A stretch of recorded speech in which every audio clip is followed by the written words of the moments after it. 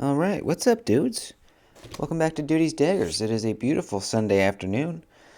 Not sure what day it is for you, but it's a beautiful day. Just finished filming the members only video for the weekend. Um, that was fun. We did some archery. We did all kinds of stuff. If you're interested in becoming a member, it's $3 a month, and you get access to the members only video. There's a new one that comes out every weekend. So, we got an unboxing today. Please subscribe if you haven't already. It's a good channel. I think you'll like it. Follow me on Instagram as well. Duties_daggers.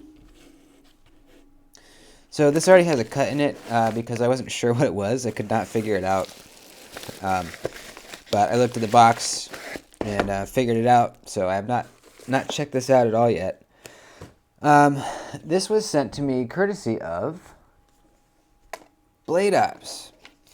I am a Blade Ops affiliate, and once in a while, if I see a knife I really want to have on the channel, I will reach out to them and ask if they could lend it to me. So I get to check this out for a little while, do a review on it, and then send it back to them. So big thanks to Blade Ops, and particularly Andy, who is kind of my contact over there. Really good guy. And I'm really stoked to check this out. This is kind of a pretty hot item right now. So let us do it. Oh, weird. Okay. It's in a little case deal. What does it say? Okay, yeah, this is from SOS Knives, a brand that I am not familiar with. And we have here an OTF. All right, cool. All right, cool, dude. This is pretty sweet. So this is, I believe, a new, well, I don't know. It's a new, to me, knife designer. I do not believe these are made in the U.S., but they are a very, very good price. And I keep hearing that the quality is very high for the price. And so that's kind of what makes me excited. It's hard to get a quality OTF for a good price. They're just something, it must be they're complicated to make, they're difficult to make, I'm not sure why. You can get $30 OTFs, like the Lightning OTF that I just recently broke in my cut test video. You can go watch that if you want. I was doing a little bit of batoning, and it completely broke. So you could spend $30 and get something like this, or you can spend about $100 and get something like this.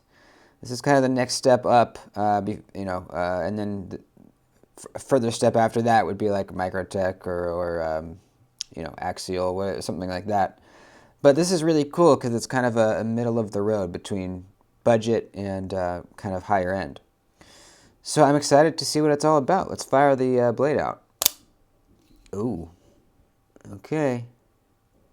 Ooh, okay. I'm seeing some good things already. So, okay, we got a drop point blade with a fuller in it that looks really nice. We got some really good looking kind of belt sander lines in there. I think those look really nice. Belt satin finish. And what really is impressing me right now is the thinness behind the edge and the broadness of the blade. Those are two things I really look for in OTFs. A lot of OTFs, so let me give you a brief history on my experience with OTFs. I've owned a few Microtechs. I've owned an Ultratech and a UTX 85. Both of those I quite liked, but as far as carrying them and EDCing them every day, they were not really too useful for what I do with my knives. I do a lot of slicing. I'm cutting through cardboard and other materials, and those Microtechs did not slice very well. I remember one particular day I was carrying my Ultratech for one of the first times, and I had to break down a bunch of cardboard, and I broke out the Microtech, started slicing. It was just not happening, dude. It had a good edge on it. It was just, they have pretty thick geometry. They have kind of skinnier blades usually than this, at least for, their OTFs that are around this size. And they're just not that slicey. So I ended up selling both of those, and I actually have an axial shift on the way, which I'm really interested to see how it is. I'm kind of looking for an OTF that I enjoy carrying and using. Um, I need a slicier blade than the Ultratech can offer. So that's why I'm kind of so far impressed by this, because it's a broader blade. There's a more room for this bevel to get down to a thin edge. The Microtech, since they're thinner, it's more of an aggressive slope down to the final edge, which, on a Microtech, if you take a measurement behind the edge, it is pretty thin. It's a very steep bevel. So as you're slicing, it doesn't pass through material quite as easily because it's thicker. So this is cool. I'm looking forward to seeing how this slices. We're looking at a D2 blade, which I'm totally fine with as long as the D2 is heat treated well. I don't know if it is, but we'll find out. The edge on from factory it's okay. Well, it's really not that sharp, actually. You can see usually you're not really supposed to be able to do this. But let's get a piece of paper and see. It might still slice paper, but this definitely needs some work. Yeah, it still slices paper, but not the sharpest factory edge that I've ever seen, that's for sure. So, not the biggest deal. I can put one on there, or maybe just strapping it up might do it. We have a full aluminum chassis here, or frame, whatever you want to call it, handle. It's got a nice weight to it. It really does. Does not feel cheap or anything. Blade play is pretty minimal side to side. That's actually surprising. A little bit more movement this way, though. More this way than side to side. But overall seems pretty minimal. All OTFs have some movement, except the really expensive Hawk deadlocks. So that's to be expected. But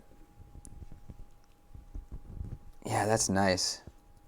It's not super rattly. The button, oh wow, the switch is really solid. That is awesome. Both Microtechs that I owned, this switch was really rattly. Like you could move it around. This is not. This is completely solid. That is really cool, man. That is really cool.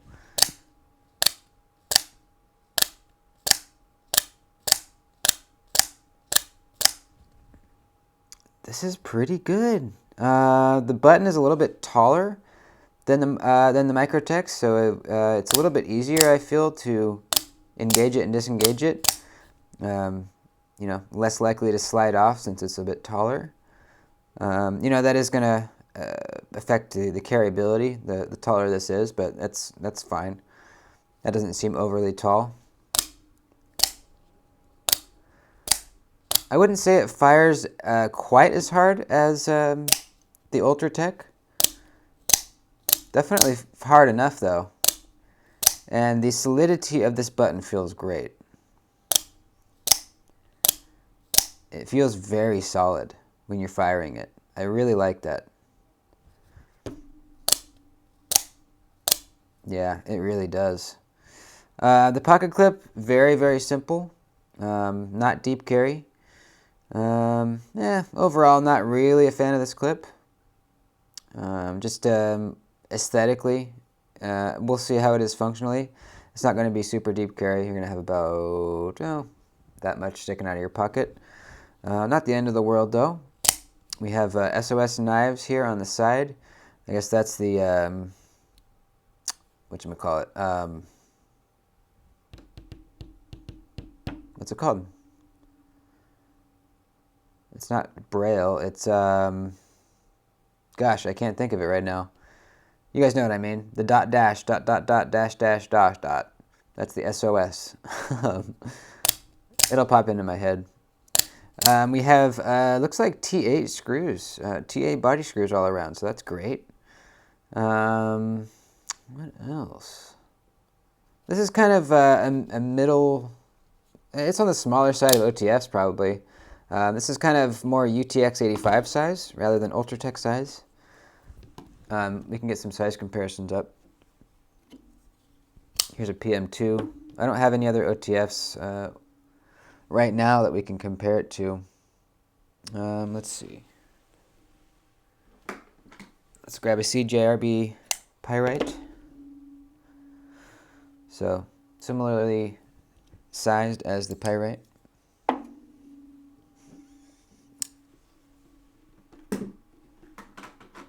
How about a Kaiser T1?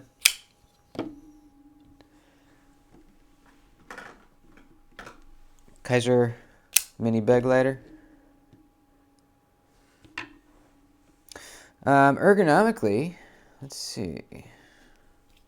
Yeah, really not bad.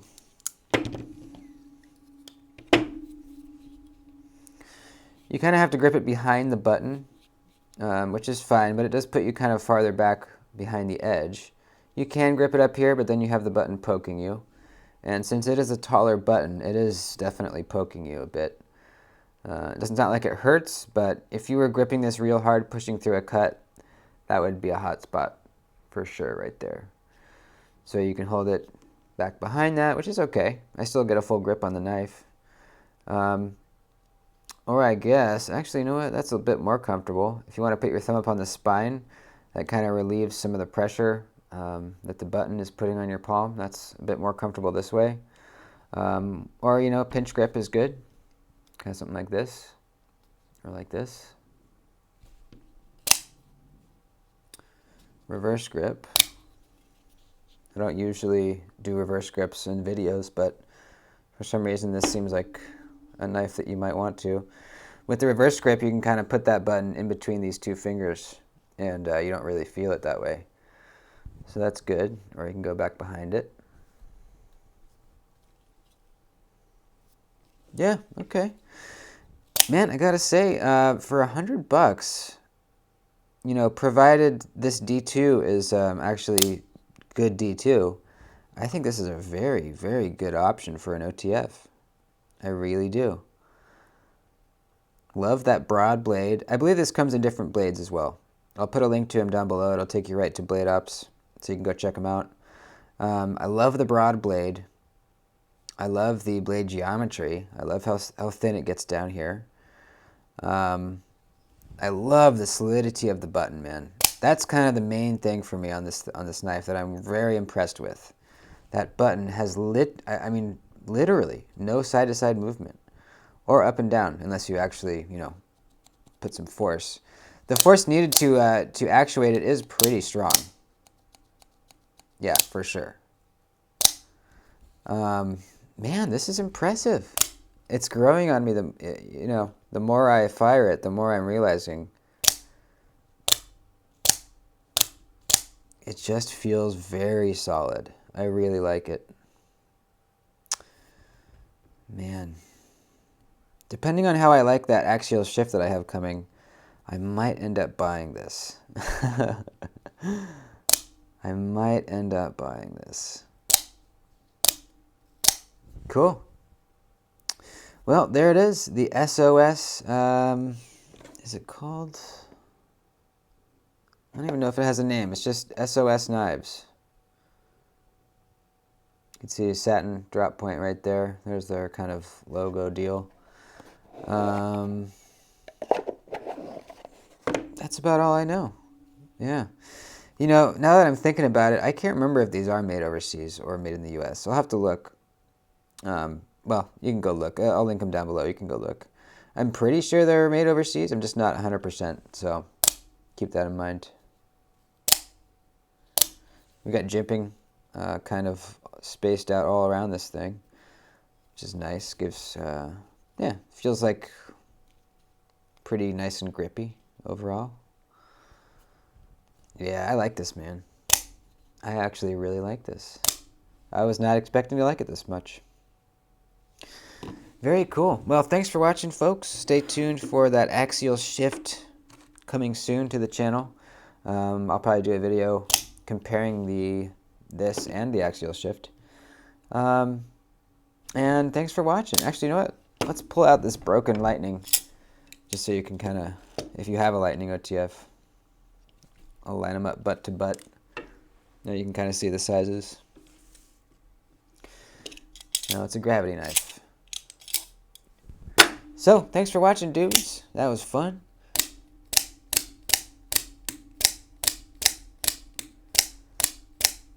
Stay tuned for the full review coming. I love y'all. Please like the video before you bounce out. I'd appreciate it. Later.